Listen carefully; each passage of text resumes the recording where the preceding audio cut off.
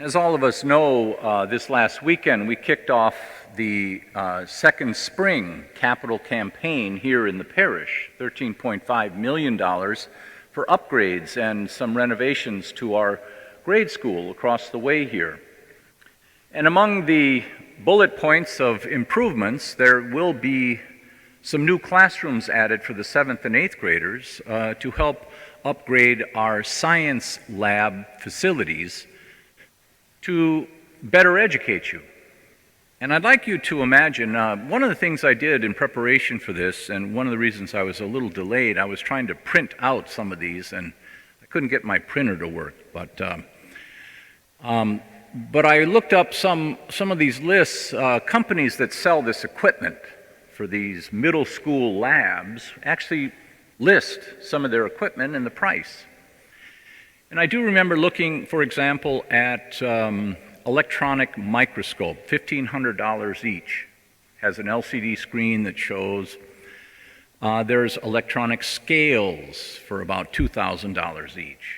And I'm sure all of this inventory the people have developed as they've gone into the capital campaign. What are we going to need to put into this lab? And I'd like all of you 7th and 8th graders here this morning to imagine the school is done now, and you're here, and we're sending you into the labs for the first time to use these fresh, new classrooms with all this new equipment. And we've supplied you with the instruction manuals on how to use that equipment. You go in, you start looking at the equipment, this sophisticated scientific equipment. You look at the instruction manual and you open it up for the electronic microscope. You look at it and you see, well, this isn't an instruction manual for an electronic microscope. This is an instruction manual for a microwave oven. Father Dan has given us the wrong instruction manual. We better go tell Father Dan so we can get the right one and learn how to use this stuff. So you come and you tell me, and I say, nah, don't worry about it. But we might break the equipment if we don't know how to use it. Nah, it doesn't matter. We can just throw it out, and we'll try to raise some more money at some point, maybe down the road, and we'll get another one. And you look at me and you say, but all we need is the right instruction manual, Father Dan. Now, that is a scenario I think that we need to take with us. If that's true in our visible world, what I've just described to you is what Jesus is saying in the spiritual realm. Jesus is basically saying, you know, if you want to stay alive, I'm the manufacturer of each one of you here, and I know what will help you stay alive. I know what you need to do to stay alive and not break so that people throw you out or trample you underfoot. And that's what's happening a lot in our society today. The value of human life has gone down. And it's like we're consuming human beings, like I just use them and we can just throw them away and let them fall on the ash heap of loneliness and death. That's what Jesus is saying this morning. And this is one of the reasons why the church continues to, with Jesus, try to help instruct you on how to be human. And the instruction manual from the manufacturer of what it means to be human and how to be human is the 10 Commandments. Isn't that amazing? 10 simple commandments God gave us and said, here's the instruction manual for you to follow on how to be human. And we go to him, what would have been like if Jesus gave us the instruction manual on how to be a zebra? Well, Jesus, you gave us the wrong instruction manual. It doesn't matter. You'll get broken, get thrown out. It doesn't matter. It's okay. No, he doesn't do that. See, he goes to the wall for us, trying to help us. He's trying to put even some carpet under us so we get our footing and we can stay the course of following the instruction manual on how to be human, so we don't break the equipment. And I'm telling you right now, there are a lot of people that are following the instruction manuals from other people besides the manufacturer of the equipment. And that's Jesus. He's God. He created us. He knows what we need to be like and do. He knows what it takes for us to stay alive. Now, staying alive, you can have bodily life. That's one dimension of human life, and that's true. And you and I know that if I told you all you have to eat for the rest of your life is Suzy Q's with some whipped cream, and for dessert a piece of chocolate cake, and all the coffee you want, all the soda you want, that's all you need to eat for the rest of your life. You'd probably look at me and say, you know, Father Dan, I think the nutritionists are teaching us differently.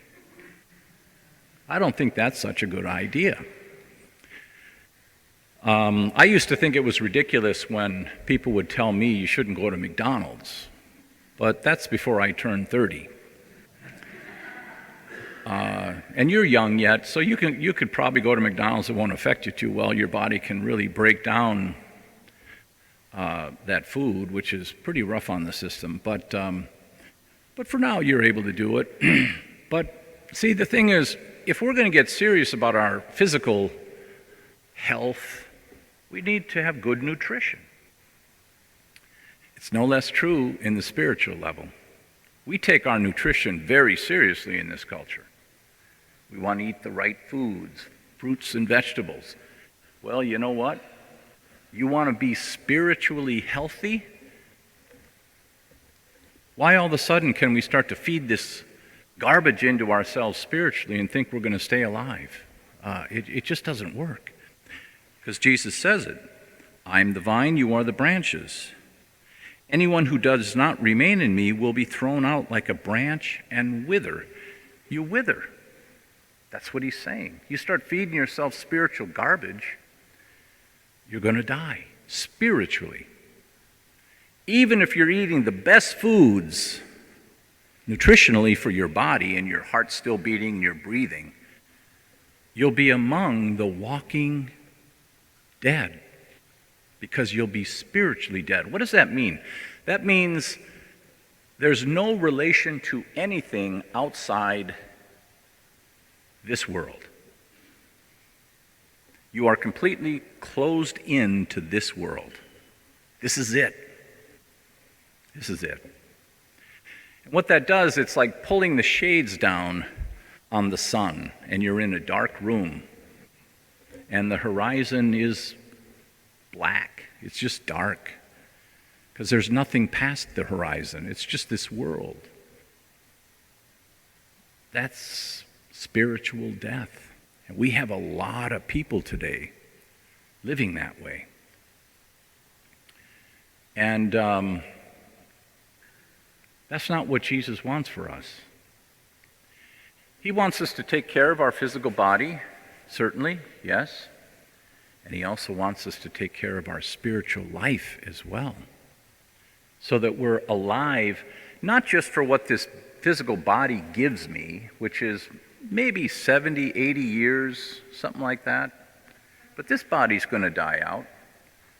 No, the life he also wants to give us goes into eternity. And that's the life of the Spirit. We also have a spirit, and he wants us to feed it well, to stay healthy so that we go into eternity ready for it and well disposed to receive it.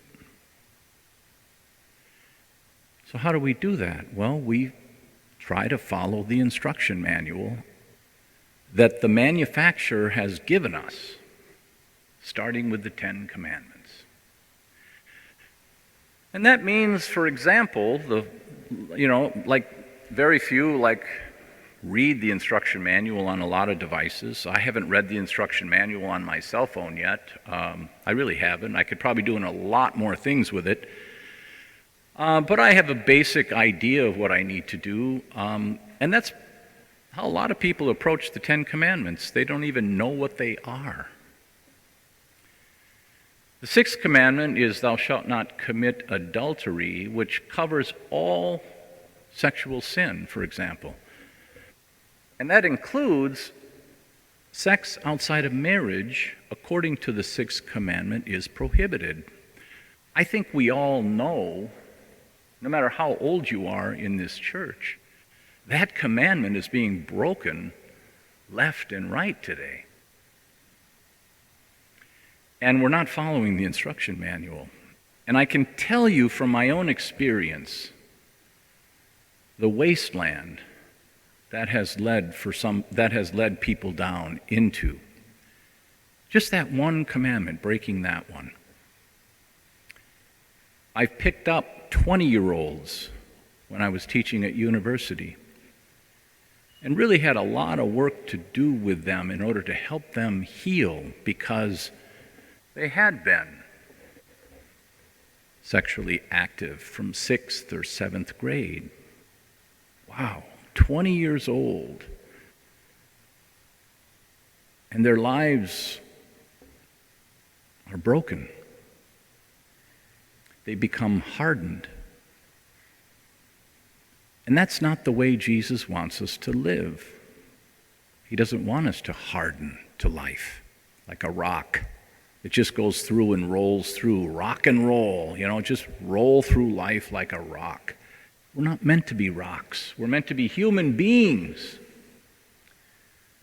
that are affected by others around us, who love and are rich in an internal life that we share with others instead of being broken like a stone inside.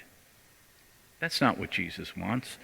That's a vine that has come apart that's a branch that's come apart from the vine. A stone is not human. It's a stone. So, brothers and sisters, when it comes to following Jesus, I know it sounds old school, kind of retro, because it predates the 60s. And that's true. The Ten Commandments go all the way back to Moses, which is about, maybe 1800 BC. That's pretty old. But you know what? That instruction manual comes from the manufacturer, and that's what makes it relevant to us today. No matter what anyone else is saying about the Ten Commandments and how old they are, how useless they are, or how irrelevant they are, and why do they keep telling us we got to follow them? Stop imposing on me, Father Dan. They come to us from the manufacturer. Just as all that new scientific equipment going into the science labs for you 7th and 8th graders in our new capital campaign is going to come with good, solid instruction manuals from the manufacturer of this scientific measuring device. God has given us. He's the manufacturer. He made us, and He's given us the instruction manual so that we don't break, peter out, fall out, and people just throw us out. I'm done with you. Let's go to the next one. Enough of you. Let me go to another one. I'll pick this one. And then enough of you, and I'll pick this one. It's never enough if you go down that path.